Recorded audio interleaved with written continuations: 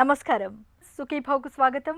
ఈరోజు సుఖీభవలో ఆయుర్వేదంతో అజీర్తి మాయం, మతిమరుపుకు సరికొత్త మందు, ముద్ద మింగుడు పడ్డం లేదా, పాడైన చిగుళ్లను బాగు చేసే ప్లాప్ సర్జరీ, ఇంకా హెల్త్ టిప్. మన జానెడు పొట్ట బాగున్నంత వరకు మనకు ఏ ఇబ్బంది ఉండదు, అంతా సాఫీగా నడిచిపోతూ ఉంటుంది. అదే పొట్టలో ఏ చిన్న సమస్య తలెత్తినా ఇక మనకు సంకటం మొదలవుతుంది. అజీర్తి బాధలు అలాంటివే. తిన్నది ఒక పట్టాన అరగదు, పొట్టంతా ఉబ్బరంగా, లోపల ఏదో రాయి పెట్టినట్టుగా ఒకటే వేదనగా ఉంటుంది. పొట్టలో అజీర్తి బాధలకు ఆయుర్వేదం తనవైన పరిష్కారాలను చెప్తుంది. అజీర్తి బాధలకు ఆయుర్వేదం సూచిస్తోన్న చికిత్సలు, పరిష్కార మార్గాల గురించి ఇప్పుడు తెలుసుకుందాం.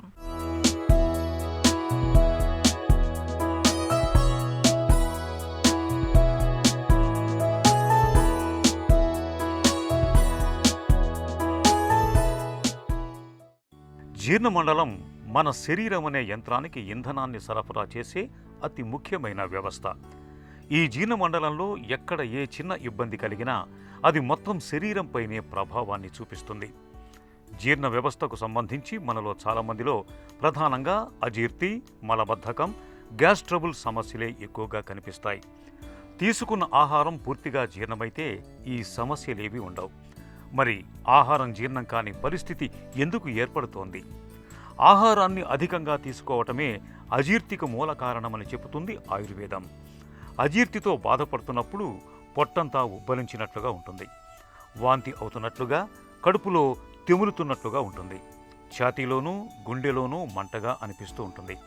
అజీర్తితో పాటు క్రమంగా బరువు తగ్గిపోతున్నప్పుడు, తరచూ వాంతులవుతున్నప్పుడు, మలం రంగులో మార్పులు కనిపిస్తున్నప్పుడు, తరచూ శ్వాసలో ఇబ్బందులు ఎదురవుతున్నప్పుడు లోపల ఏదో జబ్బు ఉన్నట్లుగా అనుమానించాలి. సకాలంలో వైద్య సహాయం తీసుకోవాలి.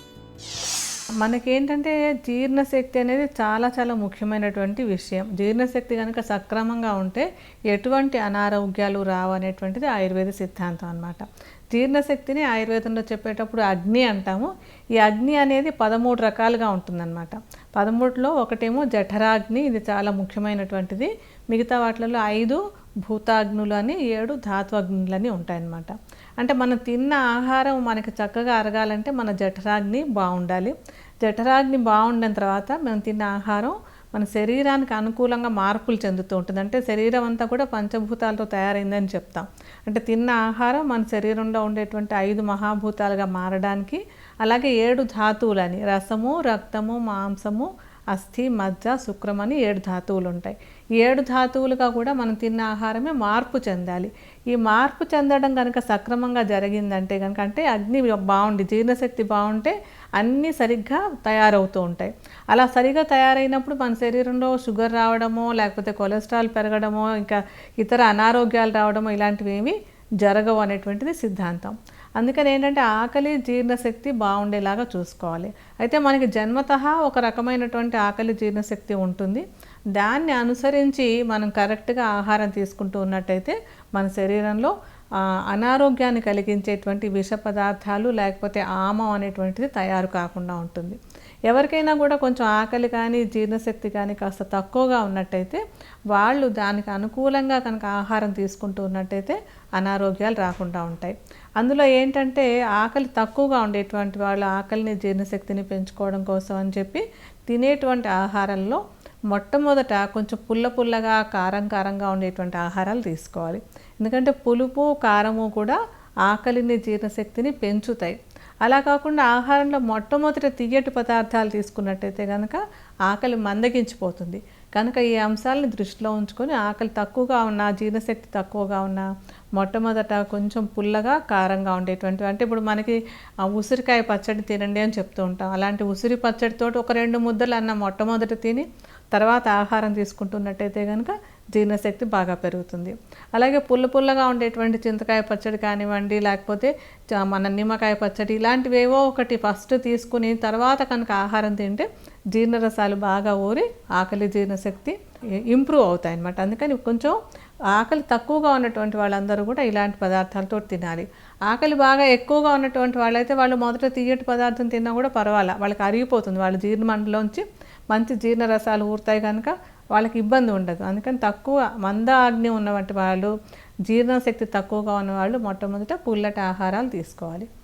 మన పొట్టలో ఇతరత్రా సమస్యలేవీ లేకుండా ఒట్టి అజీర్తి బాధలు మాత్రమే ఉన్నప్పుడు బాధల నుంచి ఉపశమనం కోసం ఆయుర్వేదం తనవైన కొన్ని ప్రత్యేక ఉపశమన మార్గాల్ని చెబుతుంది.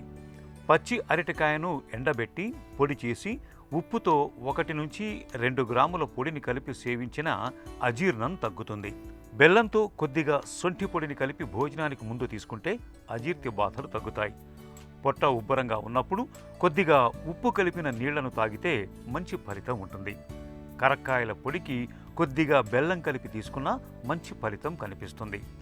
అల్లం, జీలకర్ర, సైంధవ లవణం వీటిని నిమ్మరసంలో ఊరవేసి ప్రతిరోజు ఉదయం పూట తీసుకుంటే పొట్టలో అజీర్తి బాధలు క్రమంగా తగ్గిపోతాయి. మర్రి చెక్కను పొడి చేసి కానీ లేదా కషాయం పెట్టి కానీ తీసుకుంటే అజీర్ణం ఇట్టే తగ్గిపోతుంది. సైంధవ లవణానికి కొద్దిగా అల్లం కలుపుకొని రోజు 2 పూటలా ఉదయం సాయంత్రం 3 గ్రాముల చొప్పున తీసుకుంటే పొట్టలో సమస్యల బెడద చాలా వరకు తగ్గిపోతుంది. కరివేపాకు, పుదీనా, తర్వాత కొత్తిమీర ఇవన్నీ కూడా మనకి జీర్ణశక్తిని మెరుగుపరచడానికి ఉపయోగపడతాయి. కనుక ఆహారంలో, వంటల్లో వాటిల్లో తప్పనిసరిగా పుదీనా, కొత్తిమీర, తర్వాత కరివేపాకు ఇలాంటివి కొంచెం ఎక్కువగా వేసుకుంటూ చేసుకున్నట్టయితే కనుక జీర్ణశక్తి చక్కగా మెరుగుపడుతుంది. ఇటు ఆహారం విషయం ఒకటే కాకుండా జీర్ణశక్తి బాగుండడానికి మనకి వ్యాయామం కూడా చాలా చాలా ముఖ్యమైనటువంటి అంశం. వ్యాయామం బాగా చేసినంత కొద్దికి జీర్ణశక్తి బాగా మెరుగుపడుతుంది అన్నమాట. మన వయసును అనుసరించి ఎప్పుడు రోజు కూడా కొంచెం వాకింగ్ కానివ్వండి, సూర్య నమస్కారాలు అవి చేస్తున్నప్పుడు మన శరీరంలో ఉండేటువంటి అన్ని అవయవాలకి మంచి స్టిమ్యులేషన్ వస్తుంది. అలాగే ఆహారం తిన్న వెంటనే నిద్రపోతూ ఉన్నట్టయితే కూడా జీర్ణశక్తి మందగించిపోతుంది. అందుకని ఉదయం కానివ్వండి, రాత్రి కానివ్వండి అలా భోంచేసి ఇలా నిద్రపోవడం అనేటువంటిది ఎప్పుడు కూడా హాని చేస్తుంది. అందుకని జీర్ణశక్తి బాగుండాలి అంటే ఆహారం జీర్ణం అయ్యేంత వరకు నిద్రపోకుండా ఉండడం చాలా చాలా ముఖ్యమైనటువంటి అంశం. అలాగే జీర్ణశక్తిని మెరుగుపరచుకోవడానికి ఏంటంటే మనం తినేటప్పుడు మొట్టమొదటే కొంచెం జీర్ణరసాలు అవి బాగా ఊరేలాగా చూసుకోవాలి. సొంటిని చిన్న చిన్న ముక్కల్లాగా చేసి దాన్ని ఒక మూకుట్లో నెయ్యి వేసి సొంటిని అందులో వేసి వేయించాలి. ఆ వేయించిన సొంటిని ఏంటంటే చల్లారిన తర్వాత చూర్ణంలాగా చేసుకోవాలి. అలా చూర్ణంలాగా చేసి ఉంచుకొని భోజనం చేసేటప్పుడు మొట్టమొదట ఒక 1/2 చెంచాడు ఈ సొంటి పొడి వేడివేడి అన్నంలో కలుపుకొని కొద్దిగా నెయ్యి కూడా వేసుకోవాలి. నెయ్యి వేసుకుంటేనే సొంటి కొమ్ము అరుగుతుంది మనకి. అందుకని ఆ 1/2 చెంచాడు సొంటి పొడిలో కొద్దిగా నెయ్యి కలుపుకొని వేడి అన్నం ఒక ముద్ద తిని తర్వాత మిగతా భోజనం చేస్తున్నట్టయితే కనుక తిన్నటువంటి ఆహారం చక్కగా జీర్ణం అవ్వడానికి సొంటి చాలా చక్కగా ఉపయోగపడుతుంది. అలాగే మనకి అల్లం కూడా జీర్ణశక్తి మెరుగుపరచడానికి చాలా బాగా ఉపయోగపడుతుంది.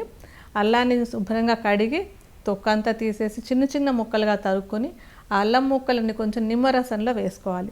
నిమ్మరసంలో వేసుకున్నాక కొద్దిగా సరిపోయినంత ఉప్పు కూడా కలిపి ఒక డిష్ లాగా తయారు చేసుకుంటాం అనమాట. అల్లం ముక్కలు, నిమ్మరసం, ఉప్పు కలిపి ఈ మిశ్రమాన్ని ప్రతిరోజు ఆహారం తినడానికి ముందు 1 చెంచాడు అంటే నిమ్మరసము, అల్లం ముక్కలు, ఉప్పు కలిసి ఉన్నటువంటి దాన్ని 1 చెంచాడు ముందుగా తిని తర్వాత ఆహారం తింటూ ఉన్నట్టయితే కనుక తిన్న ఆహారం చక్కగా అరగడానికి ఇది కూడా చాలా చక్కగా ఉపయోగపడుతుంది. ఇంకొకటి మన ఇంట్లో తేలిగ్గా చేసుకోగలిగినది ఇంకొకటి ఏంటంటే వాముని వేయించి పొడిలాగా చేసేసుకోవాలి. చేసుకున్నటువంటి ఈ చూర్ణాన్ని అన్నం తినేటప్పుడు మొట్టమొదటి ముద్ద అన్నంలో 1 చిన్న చెంచాడు పొడి వేసుకొని అందులో కూడా కరిగిన నెయ్యి కలుపుకొని ఈ వాము పొడిని మొదట తిని తర్వాత మిగతా ఆహారం తీసుకుంటూ ఉంటే కూడా జీర్ణశక్తి చాలా చక్కగా మెరుగుపడుతుంది. అజీర్తి బాధల నుంచి ఉపశమనం కోసం కొన్ని ప్రత్యేక జాగ్రత్తలు తీసుకోవాలి. ఆహారాన్ని కొద్దిగా ఎక్కువసార్లు తినే ప్రయత్నం చేయాలి. ఆహారాన్ని బాగా నమిలి మింగటాన్ని అలవాటు చేసుకోవాలి. రాత్రి భోజనాన్ని సాధ్యమైనంత త్వరగా ముగించాలి. అధిక బరువు పొట్టపై ఒత్తిడి పెంచుతుంది. దీంతో జీర్ణకోశంలోని ఆమ్లం ఆహార నాళంలోకి ఎగదన్నుకొచ్చి అజీర్తి బాధలు మరింతగా పెరుగుతాయి. కాబట్టి బరువు పెరగకుండా చూసుకోవాలి. రోజువారీ ఆహారంలో కారం, మసాలాలు బాగా తగ్గించాలి. కాఫీ, టీలను మితిమీరి తీసుకోవటం మంచిది కాదు. పొగ, మద్యం వంటి అలవాట్లను విడనాడాలి. నిత్యం పళ్లను తినటాన్ని అలవాటు చేసుకోవాలి. రోజు మొత్తంలో సాధ్యమైనంత ఎక్కువగా నీళ్లను తాగాలి. ఈ జాగ్రత్తలు అజీర్తి బాధల్ని చాలా వరకు నివారిస్తాయి. హెల్త్ న్యూస్ మీకోసం. మతిమరుపుకు సరికొత్త మందును రూపొందించామని మోనాష్ యూనివర్సిటీకి చెందిన పరిశోధకులు ప్రకటించారు. సాధారణంగా అంతో ఇంతో మతిమరుపు అందరికీ ఉంటుంది, కానీ కొంతమంది నడి వయసులోనే దీని బారిన పడి తీవ్ర సమస్యలు ఎదుర్కొంటున్నారు. దీన్ని బిహేవియరల్ ఫ్రాంటో టెంపరల్ డిమెన్షియా అంటున్నారు. ముఖ్యంగా ఈ రకమైన మతిమరుపు వల్ల వాళ్ళ ప్రవర్తన పూర్తిగా మారిపోవడమే కాదు, దానివల్ల రోగి మరణానికి కూడా చేరువవుతూ ఉంటాడని పరిశోధకులు పేర్కొంటున్నారు. సాధారణంగా ఈ రకమైన వ్యాధికి 35 సంవత్సరాల లోపే బీజం పడుతుందట. మెదడులో సోడియం సెలనైట్ అనే పదార్థం తగ్గిపోవడంతో టీఏయు అనే ప్రోటీన్ పేరుకుపోవడమే ఇందుకు కారణమని పరిశోధకులు గుర్తించారు. ఈ పరిణామంతో మెదడు కుచించుకుపోయి ఆలోచన శక్తి తగ్గిపోతుంది. ఇదే వృద్ధాప్యంలో తలెత్తే అల్జీమర్స్కు కారణమవుతుందట. దీనికి ఇంతకాలం ప్రత్యేకంగా చికిత్స లేదనే భావించారు. అయితే మోనాష్ యూనివర్సిటీకి చెందిన పరిశోధకులు సోడియం సెలనైట్ అనే ఎంజైమ్ను ఇంజెక్ట్ చేసినప్పుడు టీఏయు ప్రోటీన్ శాతం తగ్గడమే కాదు, ఆశ్చర్యకరంగా నాడీ కణాల క్షీణత శాతం కూడా తగ్గినట్లు తేలింది. దాంతో ఈ ఎంజైమ్ను అధిక శాతంలో ఇవ్వడం వల్ల మతిమరుపు ప్రభావం క్రమేణా తగ్గుతున్నట్లు పరిశోధకులు గుర్తించారు. దీంతో మతిమరుపుకు కారణమయ్యే అల్జీమర్స్కు చికిత్స దొరికినట్లేనని పరిశోధకులు భావిస్తున్నారు. మనకు తెలియకుండానే మన శరీరంలో కొన్ని రకాల పనులు అసంకల్పితంగా జరిగిపోతూ ఉంటాయి. గాలి పీల్చడం, రెప్పలు అల్లార్చడం, మింగడం అలాంటివే. ఈ ప్రక్రియల్లో ఏదైనా ఇబ్బంది ఏర్పడినప్పుడు మాత్రమే మనం వాటి గురించి పట్టించుకుంటాం. ముఖ్యంగా మింగడంలో ఇబ్బంది ఏర్పడితే తినడం, తాగడం అనేవి చాలా కష్టంగా మారిపోతాయి. ఒక్కోసారి గుటక కూడా వేయలేని పరిస్థితులు ఏర్పడుతూ ఉంటాయి. మింగడంలో ఇబ్బంది ఎదురవుతున్నప్పుడు ఆలస్యం చేయకుండా వెంటనే తగిన పరీక్షలు చేయించుకోవాలని చెప్తారు డాక్టర్లు. మింగడంలో ఇబ్బందిని తెచ్చిపెట్టే కారణాలు, వాటికి చికిత్సా మార్గాల గురించి ఇప్పుడు తెలుసుకుందాం. సహజంగా ఈఎన్టీస్ దగ్గరికి చాలామంది పేషెంట్స్ మింగలేకపోతున్నామని వస్తుంటారు. ఈ మింగలేకపోవడాన్ని డిస్ఫేజియా అంటాం. అయితే ఈ డిస్ఫేజియా అన్నది సహజంగా ఓల్డ్ ఏజ్ వచ్చే, అంటే ఏజ్ పెరిగే కొద్దీ డిస్ఫేజియా వస్తుంటుంది. కామన్గా మసిల్స్ వీక్ అయిపోవడం వల్ల కానీ, లేకపోతే నర్వ్స్ వీక్ అవ్వడం వల్ల కానీ ఈ డిస్ఫేజియా అన్నది చూస్తుంటాం. ఈ డిస్ఫేజియాని మనం ఫస్ట్ ఎలా ఇవాల్యుయేట్ చేస్తాము? దీన్ని ఫ్లెక్సిబుల్ లెరింగోఫెరింగోస్కోపీ అని ఫస్ట్ ఒక టెస్ట్ చేస్తాం. నా ఎప్పుడైతే ఈ లెరింగోఫెరింగోస్కోపీ అని టెస్ట్ చేస్తామో ఆ ఏరియాలో ఎక్కడైనా అడ్డులు ఉన్నాయా, అబ్స్ట్రక్షన్స్ ఉన్నాయా అని మనకు క్లియర్గా కనిపిస్తుంటుంది. ఒకవేళ వోకల్ కార్డ్ మొబిలిటీ బాగుందా లేదా, స్వరపేటిక మూమెంట్ బాగుందా లేదా, మనం మింగినప్పుడు ఈ వాయిస్ బాక్స్ అనేది పైకి వెళ్తుందా లేదా, ఇవి మనం కామన్గా చెక్ చేసి చూసుకోవాల్సింది. ఒక్కసారి అది ఎంత క్లియర్ అయిపోయిన తర్వాత బేరియం స్వాలో అని ఒక టెస్ట్ చేస్తాం. అందులో ఒక ద్రవం ఇచ్చి మనిషి తాగుతుండగా ఎక్స్రే తీస్తే ఎగ్జాక్ట్గా ఎక్కడ ఆగుతోంది అన్నది మనకు తెలుస్తుంది. ఒక్కసారి రూల్ అవుట్ కారణాన్ని ఐడెంటిఫికేషన్ అయిపోతే treatment is treat the cause. వ్యాధిని ఐడెంటిఫై చేసాం కాబట్టి ట్రీట్మెంట్ చేయగలుగుతాం. అయితే మనకు తెలుసుకోవాల్సింది డిస్ఫేజియా ఎప్పుడైతే పెద్ద ఏజ్లో వస్తుందో, అంటే ఆఫ్టర్ 50 ఎప్పుడైతే డిస్ఫేజియా సడన్ ఆన్సెట్ అండ్ ప్రోగ్రెసివ్గా పెరుగుతోంది అని కనుక అంటే డెఫినెట్గా మనం క్యాన్సర్ లాంటి దాన్ని సస్పెక్ట్ చేయాలి. అది కాకపోతే మనం వరి అవ్వాల్సింది లేదు, కానీ ఉంటే మాత్రం ఎర్లీగా ఐడెంటిఫై చేసి ట్రీట్ చేస్తే బెస్ట్గా ఉంటాయి రిజల్ట్స్. పునాది బలంగా ఉంటేనే ఇల్లు దృఢంగా ఉంటుంది. అలాగే మన చిగుళ్ళు బలంగా ఉంటేనే మన దంతాలు కూడా పటిష్టంగా ఉంటాయి. అయితే కొంతమందిలో ఇన్ఫెక్షన్లు, ఇతరత్ర జబ్బుల కారణంగా చిగుళ్ళు బాగా దెబ్బతినిపోతుంటాయి. ఇలాంటప్పుడు మందులతో ఫలితం ఉండదు, తప్పనిసరిగా సర్జరీ చేయాల్సి ఉంటుంది. చిగుళ్లను బాగు చేసే ఈ రకమైన చికిత్సను ప్లాప్ సర్జరీగా పిలుస్తారు. ప్లాప్ సర్జరీ గురించిన పూర్తి వివరాల్ని డాక్టర్ని అడిగి ఇప్పుడు తెలుసుకుందాం.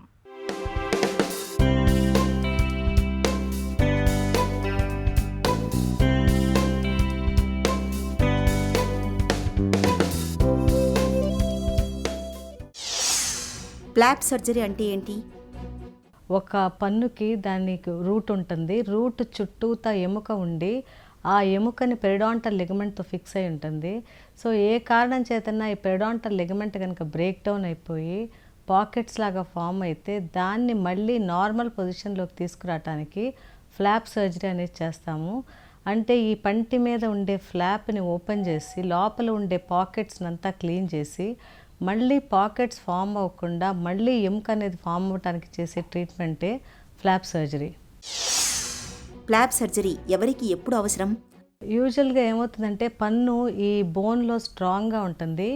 ఎప్పుడైనా సరే ఈ ఎముక అనేది అరిగిపోతే, అంటే పాకెట్స్ ఫామ్ అయిపోయి పన్ను చుట్టూతా ఉండే ఎముక అరిగిపోయి పెరిడాంటల్ లిగమెంట్ బ్రేక్ డౌన్ అయిపోయి పాకెట్స్ లాగా ఫామ్ అయితే పన్నులో కదలిక అనేది స్టార్ట్ అవుతూ ఉంటుంది. ఈ కదలిక గ్రేడ్ 2 గ్రేడ్ 3 మొబిలిటీకి వెళ్ళినప్పుడు పన్ను కదిలి అది బయటకు వచ్చేస్తూ ఉంటుంది. కాబట్టి అప్పుడు ఫ్లాప్ సర్జరీ అనేది చేయాలి. సో ఈ క్యాండిడేట్స్ ఫర్ ఫ్లాప్ సర్జరీ ఏంటంటే బోన్ లాస్ ఉండి మొబిలిటీ ఆఫ్ టీత్ ఉంటే, కొంతమందికి ఏమవుతుందంటే మొబిలిటీ ఉండకుండా గారతో ఆపేస్తుంది. ఈ గారంతా పన్నుని బోన్కి గట్టిగా పట్టుకుని వాళ్ళకి ఎముక అరిగిపోయినా చిగురు అరిగిపోయినా కూడా పళ్ళు గట్టిగా ఉంటాయి. కానీ ఎప్పుడైతే ఆ గార తీసేస్తామో అప్పుడు పళ్ళలో కదలిక అనేది స్టార్ట్ అవుతుంది.